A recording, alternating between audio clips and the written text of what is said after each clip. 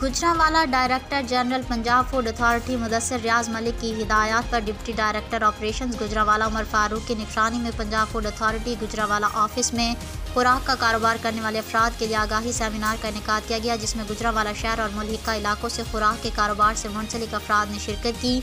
Seminar का मकसद खुराक के कारोबार से मुंसलिक अफराद की इस्लाह करना थी। इलावाजी assistant director resource and licensing Naseem Hayat की सरबराही में लाइसेंसिंग टीमें ज़िला भर में लाइसेंस खुराक का कारोबार करने वाले अफराद पर नज़र रखे हुए हैं। गुज़िश्ता हफ्ते लाइसेंसिंग टीमों ने ज़िला भर में 140 से ज़ायद बगैर लाइसेंस खुराक का कारोबार करने वालों को लाइसेंस जारी किए, जबकि 545 से ज़ायद पॉइंट्स को लाइसेंस की तजदीद के लिए नोटिस भी जारी किए गए। टीमों की जानिब से फूड बिजनेस ऑपरेटर्स को लाइसेंस आवेज़ा करने की हिदायत दी गई। इलावाजी Punjab food authority Gujranwala technical wing ने खुराक के कारोबार से मुंसलिक अफराद के मेडिकल किए। गुज़िश्ता हफ्ते 200 से ज़ायद खुराक के कारोबार से मुंसलिक अफराद को मेडिकल सर्टिफिकेट्स जारी किए गए।